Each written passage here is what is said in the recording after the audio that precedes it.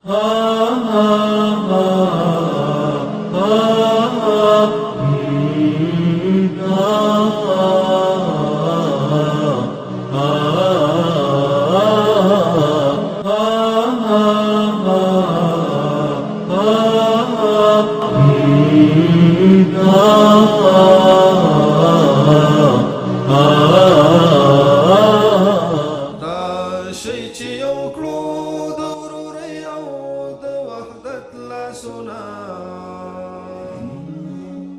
دې پروګرام په دې دویمه حصه کې موږ تاسو ته هرکلی وایو.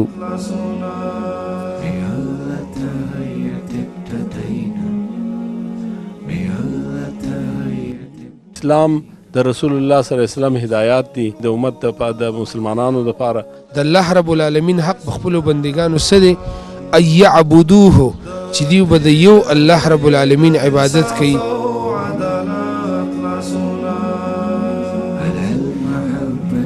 چې رسول الله صلی الله علیه وسلم د یو ستر لارښود حیثیت لري، د یو پیشوا حیثیت لري، د یو امام حیثیت لري. چې په مسکینانو باندې خرچه کول او د الله په لاره کې انفاق او مال لګول دا د انسان مال ته تاوان رسي، نو دا سل په سلو کې غلطه خبره ده.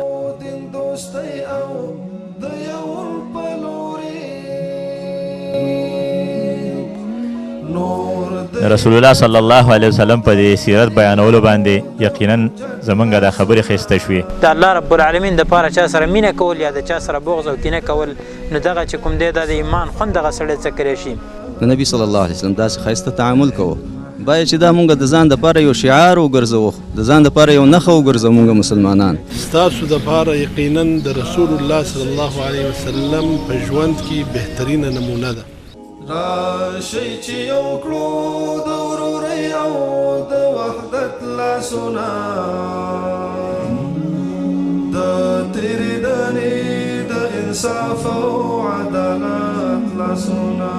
یا چا نه به ګناه وشوه، نبی صلی الله علیه وسلم به د هغوی سره داسې د حکمت نه ډک معامله کوله چې نبی صلی الله علیه وسلم به د هغوی په زړه کې ځای پیدا کړو. کم وخت چې رسول الله صلی الله علیه وسلم مجلس کې ناست دی صحابه کرامو سره، نو په دې وخت کې یو صحابي رالی، ورته ویې فرمایله چې ای د الله رسوله زه خو هلاک سولم.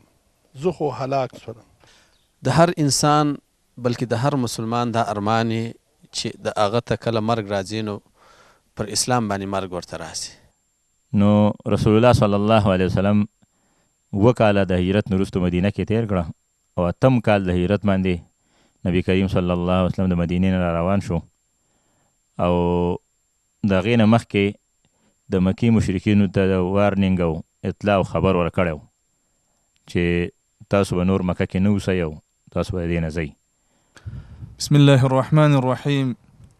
الحمد لله حمد الشاكرين، وصلى الله وسلم وبارك على المبعوث رحمة للعالمين نبينا محمد وعلى آله وصحبه أجمعين.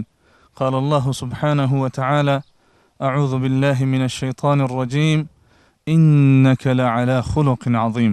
محترم سامعين أو مشاهدين رونو، د رسول الله صلی الله علیه وسلم ډیر ښکلي اخلاقو او په رسول الله صلی الله علیه وسلم کې ډیر بهترین صفات راجمع شوي.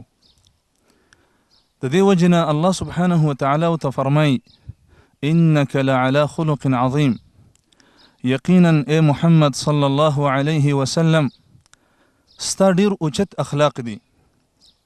اگر که دا مشرکین دا تا ته ساحر وی، دا درته کاهن وی، دا درته مجنون وی، دا درته لیونی وی او قسم تهمتونه در باندې لګوي، لیکن په حقیقت کې د ډیرو ښکلو اخلاقو خاوند دی.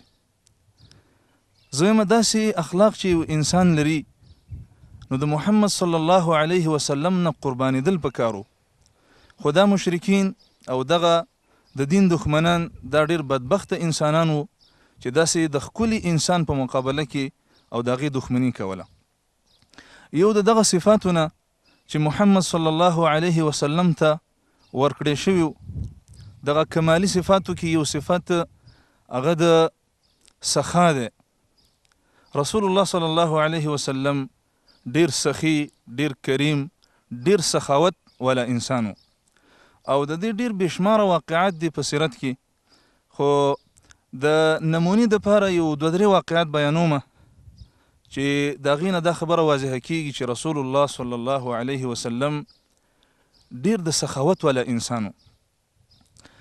رسول الله صلی الله علیه وسلم چې به کله صدقه کوله نو خپل ځان او خپل بچي به ترې نه هېر شولو. لکه یو واقعه امام ترمذي رحمه الله ذکر کړې، وایي رسول الله صلی الله علیه وسلم یو ځل ذبحه وکړله، یو ګډ یې ذبحه که او د دغه ګډ غوښې دی په دغه فقراو، مساکینو، محتاجه، بېوزله انسانانو باندې، په دغه غریبانو باندې تقسیمولې او ام المؤمنین عائشه رضی الله عنها ورسره هم موجود وه. نو تپوس نه کوي چې څه باقي پاتې شولو؟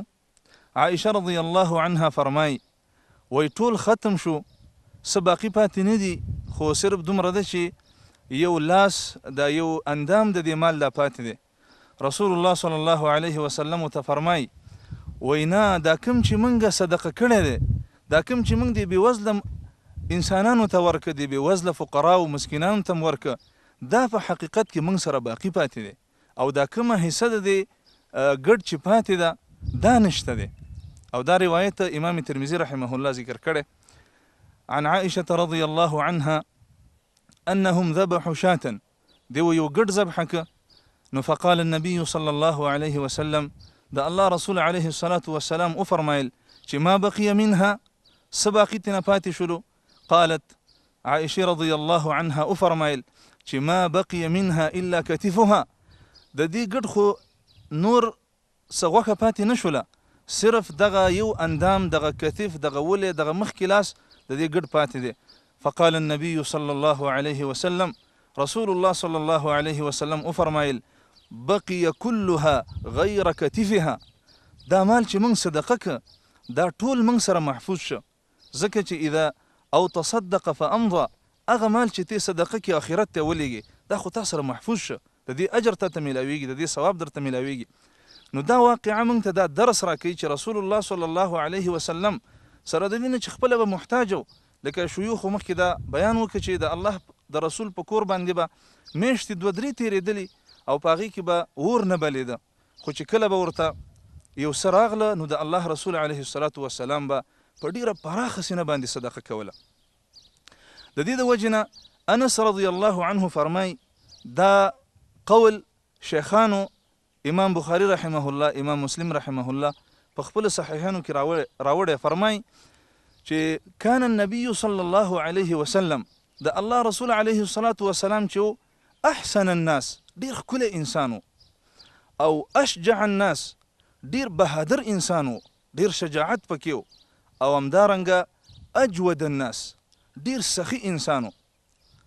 همدارنګه امام مسلم یو روایت راوړی دی د انس رضی الله عنه نه، فرمای وی ما سئل رسول الله صلی الله علیه وسلم على الاسلام شيئا الا اعطاه، د الله رسول علیه الصلاة والسلام نه چې چا هم څه غوښتي دي د الله رسول علیه الصلاة والسلام ته ورکړي دي، او خصوصا چې کله به پکې دینی مصلحت او د دین اسلام ته به یو کس راغب و او دین اسلام ته به مایل و، نو رسول الله صلی الله علیه وسلم به هر څه ورته ورکول. نو فرمای فجاءه رجل فاعطاه غنما بین جبلین، نو د الله رسول علیه الصلاة والسلام ته یو کس راغو او هغې ته نه طلب وکړي چې څه راکه، نو د الله رسول علیه الصلاة والسلام ته وفرمایل چې دا دوه غرونو منځ کې د غرمه یینې دا ټوله ستا شوله.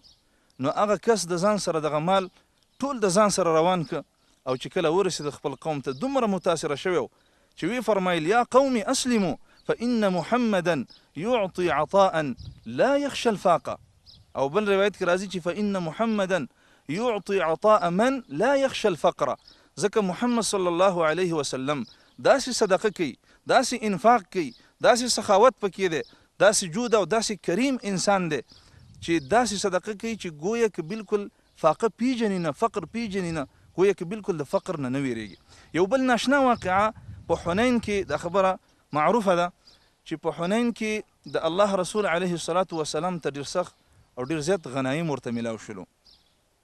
اگر که په ابتدا کې امتحان و خو بیا غنایم میلاو شو ډېر زیات. نو په سیرت کې راځي چې صفوان د الله د رسول علیه الصلاة والسلام سره ګرځېده، د غنایم یې ګټل، غنیمتونه یې ګټل، دا مالونه.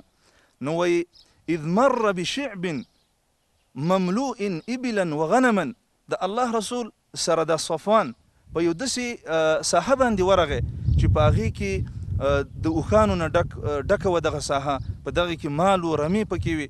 نو وایي دا صفوان چې دی د دغه مال یې ډېر خوښ شه، مال د انسان طبعا خوښي او دغه ساحه هم خوښه شوله. د الله رسول ته وفرمایل اعجبک هذا، دا مال او دا ساحه دې خوښه شوله؟ صفوان ورته وایي نعم او. نو د الله رسول ته فرمایي هو لک بما فیه، دغه ساحه دغه ځای سره د دغه مالونو، د دغه اوښانو، د دغه ګډو بیزو، دا ټول ستا شو. نو ګوره دا یو ناشنا موقف دی. هغه حیران شه، وی فرمایل اشهد انک رسول الله، زه دا ګواهي ورکوم چې ته یقینا د الله رسولي. وایي ځکه چې داسې صدقه بل یو عادي انسان نشي کولی، او داسې صدقه چې کوي دا واقعا یو پیغمبري کوي، نو ته یقینا د الله پیغمبري. او نور ډېر بېشماره واقعات دي. په دې باندې خبره ختموو چې رسول الله صلی الله علیه وسلم به په رمضان کې بیا داسې سخي و چې کله به جبریل راته، په رمضان کې به جبریل هره شپه د الله رسول علیه الصلاة والسلام ته راته، فیدارسه القرآن، او د قرآن کریم درس به کو. نو فرمایي چې فلرسول الله صلی الله علیه وسلم اجود بالخیر من الريح المرسله، رسول الله صلی الله علیه وسلم به په رمضان کې داسې سخي و لکه هوا چې راواولځي، په هر کور لګیږي، په هر در لګیږي، په هر چا لګیږي، د دښمن په کور هم لګیږي، لکه په هر کور باندې، په هر ځای باندې هوا لګیږي. داسې به د الله رسول دا سخاوت ټولو انسانانو ته عام و. نو داسې د ښکلو صفاتو والا انسان پکار ده چې موږ د زړه نه ورسره محبت وکړو. فضیلت الشیخ د رسول الله صلی الله علیه وسلم په سخاوت ډېرې ښې خبرې وکړې. عزتمند ورونو، رسول الله صلی الله علیه وسلم یو ځل وفرمایل که زه د الله نه وغواړم چې د احد غر الله تعالی راته د سرو کړي، نو د سرو به کې ټول به تقسیم کړمه او صرف خپل قرض به دې څه وساتمه. رسول الله صلی الله علیه وسلم به فرمایل چې مالی ولید دنیا زما سره هېڅ تعلق نشته، دنیا سره زما مینه نشته. لو كانت الدنيا تدن عند الله جناح بعوضة ما شرب منه الكافر شربة، که د دنیا قدر د الله سره د ماشي د وزر عمره وی، نو الله به وله یو ګوټو به هم نه ورکولی. خو عزتمند ورونو، د دې باوجود چې رسول الله صلی الله علیه وسلم ډیر فقر او ډیر دغه پې تېرېدو، خو چې څه به موندل نو د الله په لاره کې به ورکول. او رسول الله صلی الله علیه وسلم مبارکې چې راځي چې 2 میاشتې د ده په کور کې اور نه دی بل شوی، داسې نه څه نه وبه څه، خو چې څه به راتله نو ایسارول به نه، او د خپل ضرورت نه به چې څه زیاتو نو فورا به ورکول، د سبا دپاره او د ماښام دپاره او بل ټیم دپاره به یې څه جمع کول نه. مونږ او تاسو د خپل حال نن سبا وګورو چې نن سبا خلک څونه محتاجي، رشته دار هم څونه محتاجي، او خپل ګاونډي هم څونه محتاجي، او څونه ضرورتمند خلک یي. مونږ هغه یینو، خو د رسول الله صلی الله علیه وسلم دا ښایسته سیرت دا زموږ نه یري، دا سخاوت زموږ نه یري. نو موږ له هم پکار دی چې نبي کریم صلی الله علیه وسلم دا دغه چې دی د سیرت دغه اهمه پهلو دا په خپل ځان کې راولو، او د الله په لاره کې د الله دپاره په خاص کر په خپلوانو او خاص کر د دې روژې په میاشت کې موږ خصوصي اهتمام کوو او د الله په لاره کې خرچه کوو او دا مال خرج کوو. د خرج کولو باندې الله تعالی دا مال زیاتی، دا کمیږي نه، او په دې کې برکت نور سیوا کیږي. اسلام یو مکمل دین دی، د دې مختلف اړخونه دي، عبادات هم دي، بیا عبادات مختلف عبادات دي. ځینې داسې عبادات دي چې هغه د انسان د بدن سره تعلق لري، ځینې داسې عبادات دي چې هغه د انسان د زړه سره تعلق لري، او ځینې داسې عبادات دي چې هغه د انسان د مال سره تعلق لري. که یو انسان ډیر ښه مسلمان سي، مګر هغه وخت پورې دی کامل مسلمان نس کېدلی چې کوم وخت پورې دا ټوله عبادات دی په ځان کې رانولي. دې د وجې څخه د رسول الله صلی الله علیه وسلم د سخاوت، د جود، د مختلفې واقعاتې چې بیان سولې، په کار دا ده چې موږ او تاسې خصوصا بیا هغه افراد چې هغه ته الله رب العالمین مال و دولت ورکړی دی، هغه د خپل مال د دې څه حصه هغه ضرور د الله په لاره کې ولګوي. او په دې باب کې ډېر احادیث راغلي دي. یو مختصر حدیث ته زه اشاره کوم. رسول الله صلی الله علیه وسلم صحیح حدیث کې فرمایي چې 7 یظلهم الله فی ظله یوم لا ظل الا ظله. د قیامت ورځ به ډېره سخته ورځ به ډېره سخته ګرمي به انسانان به ډېر په تکلیف باندې، خو په دې ورځ به داسې انسانان چې هغه ته به الله رب العالمین در خپل د عرش د سایې لاندې ځای ورکوي. په دې انسانانو کې یو هغه انسان دی چې هغه تصدق بصدقة فأخفاها حتى لا تعلم شماله ما تنفق يمينه. په دې انسانانو کې یو هغه انسان دی چې هغه د الله رب العالمین په لار کې په داسې کیفیت په داسې صورت کې صدقه خیرات کړي چې په راسته لاس یې ورکړي او چپه لاس یې نه په خبر، مطلب دکلاوه ریاکاري دا یې نه کې کړی، بلکې صرف او صرف د الله د رضا او د اخلاص پر بنیاد باندې دا کار کړی. الحمد لله رب العالمين والصلاة والسلام على سيد الأنبياء والمرسلين وعلى آله وصحبه ومن تبعهم إلى يوم الدين. د معاذ بن جبل رضی الله تعالی عنہ د نبی کریم صلی الله علیه وسلم نه یو حدیث نقل کړی دی او هغه حدیث په بخاری مسلم کې دی او ډیر د فائدو نه ډک حدیث دی. په دې حدیث کې معاذ بن جبل رضی الله تعالی عنہ د نبی کریم صلی الله علیه وسلم سره په خر باندې سور او روانو. نبی کریم صلی الله علیه وسلم مخکې ناستو او معاذ بن جبل ورپسې شاته ناستو. ورته وفرمیل ای معاذه تا ته پته ده د الله رب العالمین په دې خپلو بندګانو یو حق دی او د دې بندګانو په الله رب العالمین باندې یو حق دی اته ته معلوم دی؟ وی ما وفرمیل چې ای د الله رسوله الله او د الله رسول ته به علم ما ته پته نشته. وی نبی کریم صلی الله علیه وسلم ما ته وفرمیل چې حق الله علی العباد د الله رب العالمین حق په خپلو بندګانو څه دی؟ ان یعبدوه چې دیو به د یو الله رب العالمین عبادت کوي ولا یشرکو به شیئا او د الله رب العالمین سره به هیڅوک نه شریک کوي. او د بندګانو په الله رب العالمین باندې حق دا دی چې الله يعذب من لا یشرکو به شیئا، الله رب العالمین به عذاب نه ورکوي، تکلیف به نه ورکوي هغه چاته چې د الله رب العالمین سره هیڅوک نه شریک کړي. په دې حدیث کې نبی کریم صلی الله علیه وسلم دوه حقونه بیان کړي او دا عزتمندو ډیر اهم حق دی چې د دې تعلق زموږ د عقیدې سره دی. هغه حق د توحید د الله رب العالمین دی چې موږ به د یو الله رب العالمین عبادت کو او د یو الله رب العالمین ته برآمدت شوایو، د الله رب العالمین سره به هیڅوک نه شریکو، نه قبر، نه ولی، نه پیغمبر، نه یو بزرگ، نه یو ونه، نه یو کاڼی. او دا دویم حق د الله رب العالمین په ځان باندې د خپل فضل د وجې نه لازم کړی دی چې الله رب العالمین هغه سړي له عذاب او تکلیف نه ورکوي چې کوم سړی د الله رب العالمین سره شرک ونه کړي. د دې وجې نه عزتمندو دا حدیث دومره فایدهمن حدیث دی چې معاذ بن جبل وایي ما د الله رسول ته وفرمیل چې ای د الله رسوله زه دې خلکو له زیری نه ورکومه؟ وایي ما ته وفرمیل چې نه، ما ته وفرمیل چې خلکو له زیری مه ورکوه، هسې نه چې خلک عمل پرېږدي او په دې حدیث باندې اعتماد وکړي. زما عزتمندو ډیر د فایدو نه ډک حدیث دی. پکار دا چې موږ خپل عملی زندگی داسې وګرځو چې د الله رب العالمین سره هیڅوک شریک نکو. زموږ ټول عبادتونه او زموږ ټول عمر دا په توحید باندې آبادي او د شرک د ټولو اقسامو نه موږ ځان وساتو او زموږ زندگی هغه د توحید زندگی د الله رب العالمین دپاره تېرېدو زندگی الله رب العالمین دې موږ د شرک او د شرک د ټولو اقسامو نه وساتي.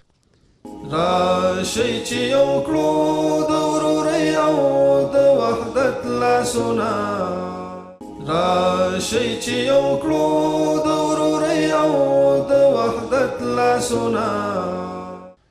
د مرګرو سره زموږ دا پوښتنه ده چې په اسلام کې په ټولو عباداتو کې د لمانځه یو خاص مقام او مرتبه ده.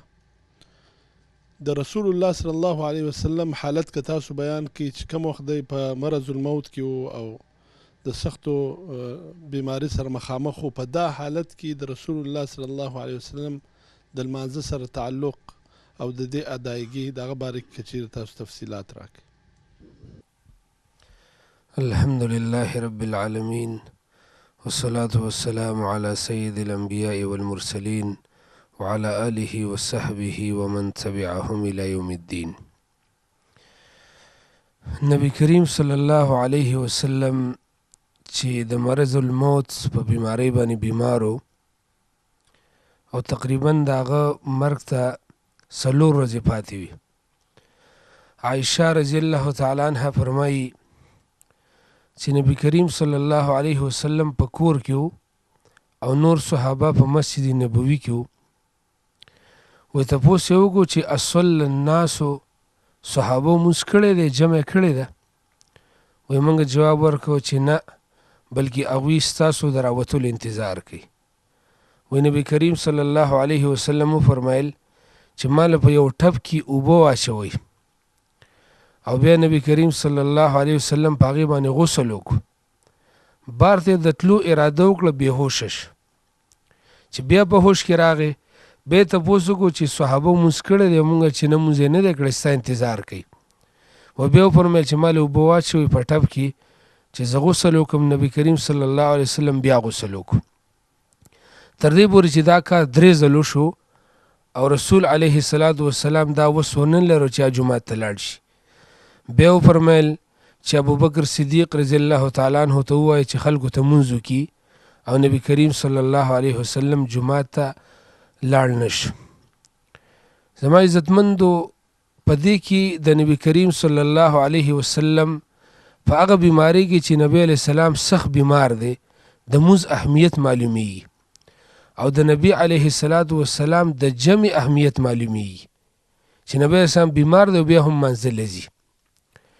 د نبی کریم صلی الله علیه وسلم د سیرت نه او د دې عمل نه موږ ته یو لویه فایده دا راوتله چې کله بیماره می او ستا دا وس کېده چې ته مونځ وکړې، جومات ته لاړ شي، نو جومات ته به ځې او مونځ وکړي. که بالفرض یو سړی جومات ته نشي تللی، نو کم سے کم هغه دې په کور کې مونځ کوي، په ناسته دې کوي، په ملاسته دې کوي، خو مونځ دې نه پرېږدي. نن سبا ډېر داسې خلک چې هغوی بیمار شي نو 3 ورځې 4 ورځې 8 ورځې دې بیمار یو مونځ هم نه کوي. ډېر زموږ داسې وروڼه هغه په هسپتال کې هغه 10 ورځې یو میاشت داخلي، ټوله میاشت هغه یو مونځ نه کوي. نه، بلکې مونځ فرض دی. که ته بیمار وي په ولاړه دې نشي کولی، په ناسته یې کوه. که په ناسته دې نشي کولی نو په ملاسته یې کوه، خو مونځ به نه پرېږدي. دویم د جمع اهمیت ته معلوم شو. د جمع ډېر لوی اهمیت دی، اگر چې نن سبا زموږ په معاشره کې خلکو د جمع اهمیت پرېښی دی. تر دې پورې چې په حدیث کې راځي عبدالله ابن ام مکتوم رضی الله تعالی عنه د نبی کریم صلی الله علیه وسلم نه اجازت وغوښته چې یو خو زه ړوند یم، دویم داسې څوک نشته زما څوک قاید نشته چې ما جومات ته بوځي، دریم دا ده چې زما کور د مسجد نبوي نه لرې دی، دریمه دا ده چې په مدینه کې قسمه قسم حوام دي، دا زهریله زناور دي، زه وس نه لرم چې زه جومات ته راشم. نبی کریم صلی الله علیه وسلم ولې اجازت ورک. بیا وفرمیل چې ته اذان اورې؟ هغه وفرمیل او اذان اورم. نبی علیه السلام ته وفرمیل چې اذان اورې نو بیا جومات ته راځه. هغه صحابي چې هغه ړوند دی او هغه کورم لرې دی او په لاره کې ونې دي او کندې کفرم دي، د هغې باوجود نبی کریم صلی الله علیه وسلم هغه له اجازت ورنه کړه چې دی دې په کور کې مونځ وکړي. چې کوم سړی بغیر د عذر نه په کور کې مونځ کوي، عبدالله ابن مسعود رضی الله تعالی عنه فرمایي چې زموږ په زمانه کې به کوم سړی بغیر د عذر نه جومات ته نه حاضرېده او په کور کې به مونځ کوو، هغه به معلوم النفاق و، هغه به موږ ته معلوم او ښکاره منافق ښکارېده چې دلته عذر نشته او دی جومات ته ولې جمع له نه راځي. په حدیث کې د جمع نه د پاتې کېدو دپاره 2 عذرونه بیان شوي، یو الخوف او دویم المرض. چې کله سړی په خوف کې دی، په یره کې دی، دته خطره ده، نو دی به په کور کې مونځ کولی شي، جمع نه پاتې کېدی شي. او دویم عذر مرض دی چې کله سړی بیماري او جومات ته نشي راتلی نو دی به په کور کې مونځ کوي. که دا عذرونه نه نو په هر سړي باندې لازمي ده چې دی جومات ته جمع ته حاضر شي او مونځ په جومات کې وکړي. یقینا د لمانځه ډېر لوی اهتمام دی په اسلام کې، او لمونځ چې دی هغه فرض دی او بلکې دویم رکن د اسلام دی. او رسول الله صلی الله علیه وسلم چې کوم وخت وفات کېدی، د رسول الله صلی الله علیه وسلم په وصیتو کې دا وصیت و چې الصلاة وما ملکت ایمانکم، چې تاسو د لمانځه خاص خیال ساتي او د خپلو منځیانو سره د خپلو زنانو سره تاسو ښه سلوک کوئ. او بلکې د قیامت په ورځ باندې هم په حدیث شریف کې چې راځي وایي ان اول ما یحاسب بالعبد الصلاة، وایي اول سوال به د لمانځه کیږي. د مسلمانانو څخه د کم انسانانو څخه چې سوال جواب کیږي، اول سوال به د لمانځه کیږي. که لمونځ صحیح و نو نور اعمال به هم صحیح وي، او که لمونځ نه و صحیح نور اعمال به هم نه وي صحیح.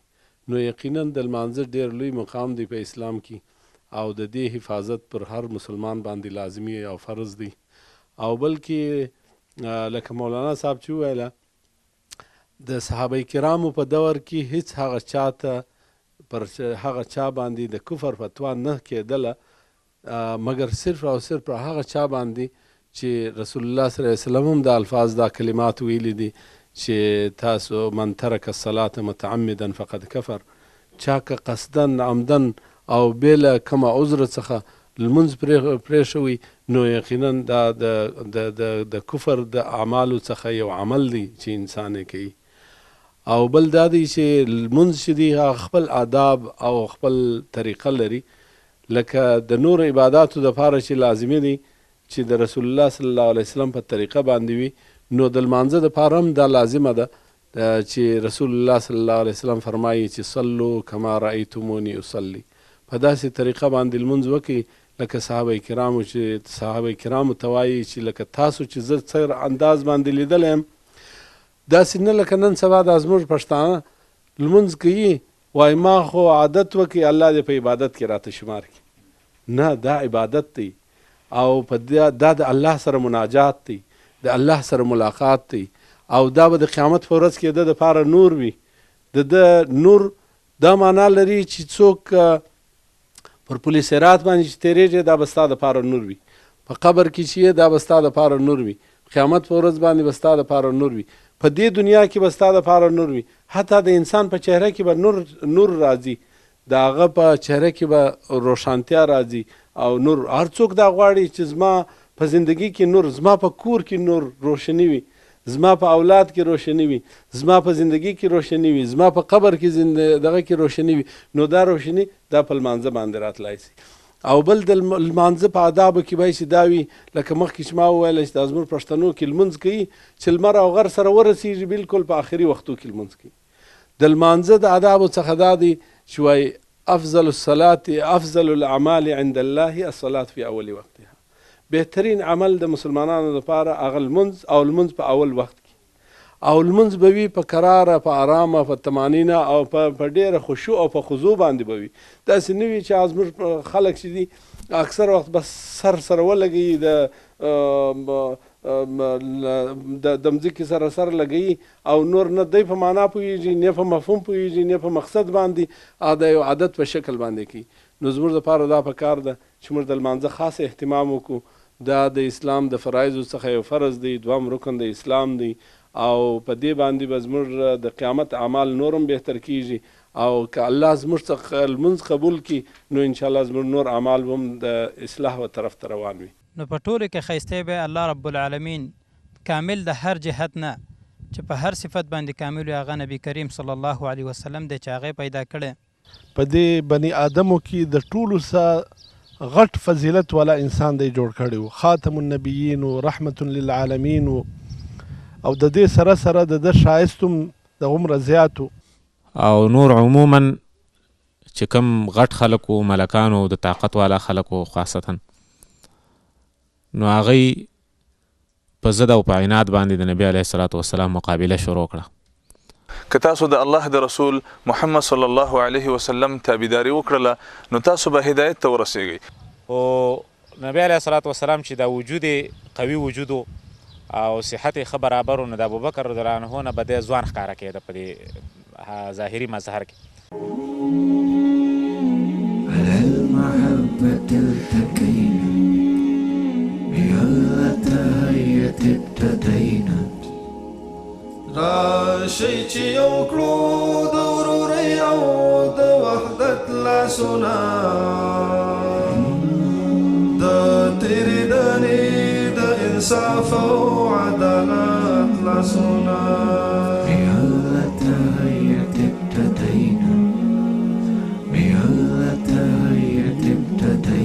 راشئ چې یو کړو د ورورۍ او د وحدت لاسونه